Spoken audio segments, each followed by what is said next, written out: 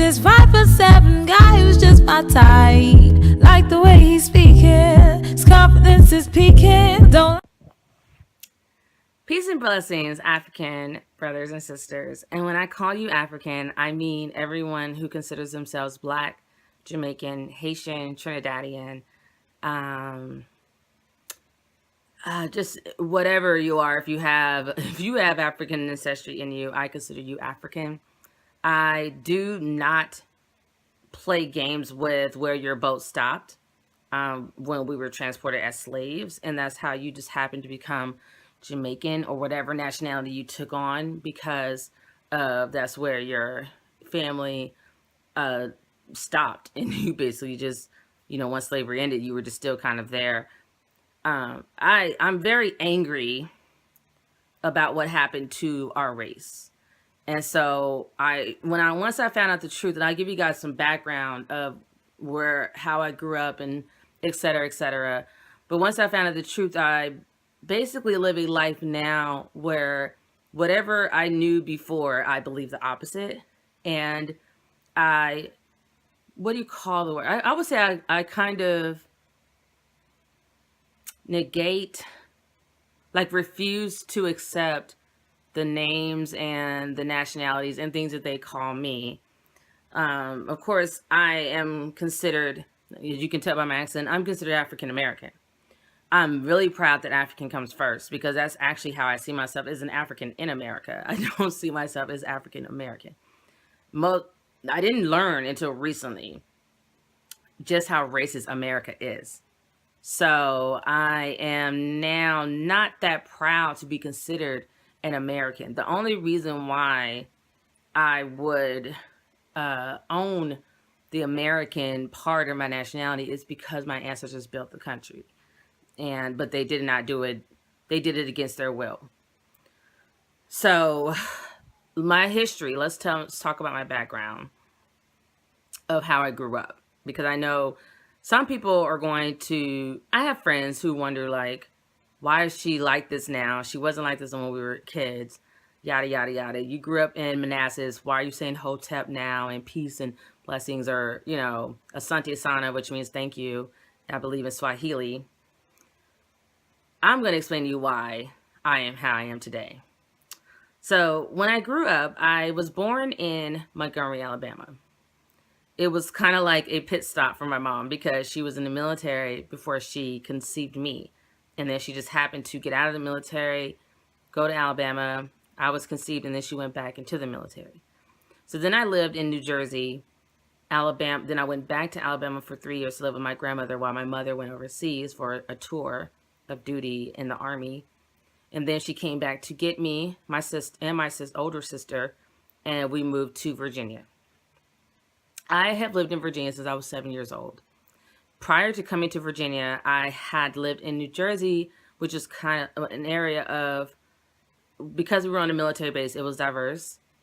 Then when I moved to Alabama from age 4 to 7, it was predominantly Black. I almost was always around only Black people, not many white people at all. I don't even really remember white people that much being a part of my life during that time. And then culture shock, I left when my mother came back from overseas with my stepdad, who I consider my father. He's been in my life since I was a baby. When they came back to get my sister and I, after their tour of duty was over, we moved to Virginia, and I was all of a sudden the only Black kid in the class. Extremely, extremely uncomfortable. I do not recommend African parents doing that to their children. I still excelled. I've always been a driven person, even as a child. I was always driven to get, the best grades and just be the best that I can be. I give everything 200, 3,000%. Anyone who knows me knows that when I strive to do something, I go to the very fullest, to the highest level that I can go. As you'll learn later as I continue to make more videos. So I'm 7 years old in Virginia. My parents got out of the military when I was around 10 years old in 5th grade, and we moved to Manassas. I lived there and met friends, but my friends were still Black.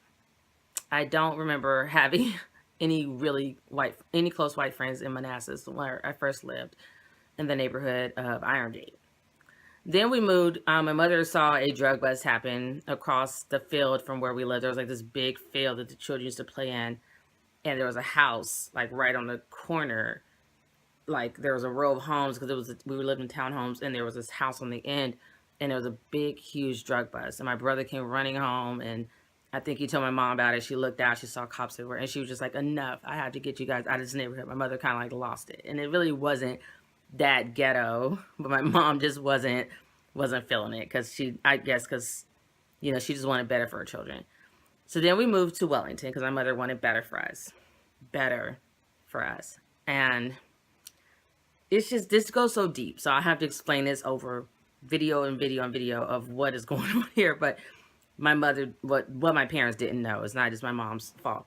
But I'm gonna just say mainly my mom because my parents by the time we moved to Wellington, my parents had gotten a divorce, and so we moved to Wellington, and I was so nervous. My sister and I, we were dreaming of our first day of school. I think we went to my grandmother's house like that first summer that we moved before we went to school, and we dreamed of it being like the inkwell, which is so funny. But we were kids, and we were just dreaming of like what it was going to be like and the people we meet and things like that. And we really weren't thinking about, I guess, I don't know. We just were thinking there was going to be maybe cute boys. We were thinking more about black people, I guess. I don't know. I can't remember completely. It was so many years ago. But so I started school, and immediately I saw that it was predominantly white. And I soon learned that it was very preppy. And I knew kind of from how my school just looked on the outside before I even started school that the people there must have had a lot of money.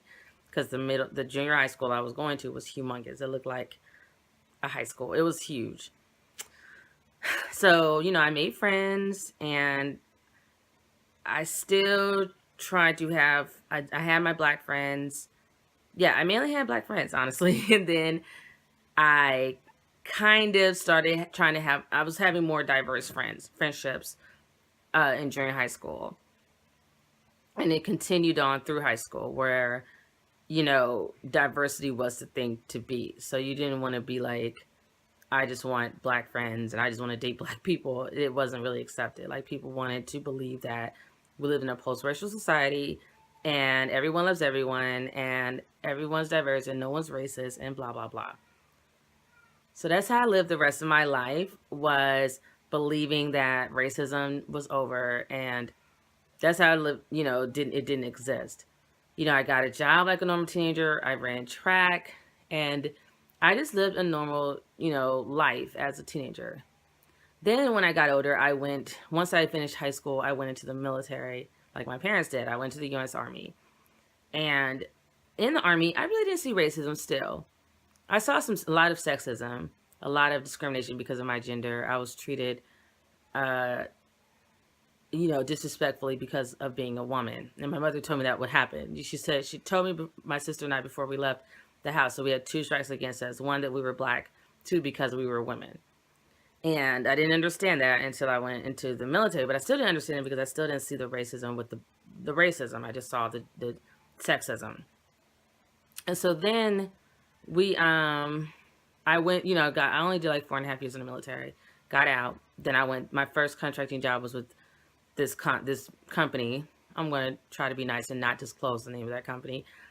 But from the very beginning, it was almost known that there was racism there. And I remember when I got hired, the receptionist or secretary, whatever you want to call it, she was black. And she asked me something about my resume because she said, I'm really kind of surprised you were hired because they interviewed so many highly qualified individuals like this captain, this white captain, male captain, and all these different people, but they hired you. And I was young. I was like 23 years old. And my position was to head the entire building and in the IT. I was the only IT person in that IT department. And I was supposed to take care of all the IT issues. It was overwhelming. I was 23 years old.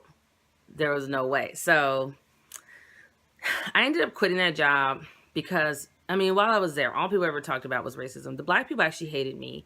The older black people hated me because I came in and got this position. And they felt like I just came out the streets and they gave me this position, even though I worked really hard to get to where I was at that point. I was, Army veteran, had 4.5 years of IT experience, and, went through extensive training during my time in the military. So, but I didn't have any degrees, didn't have any certifications. So I felt unqualified as well.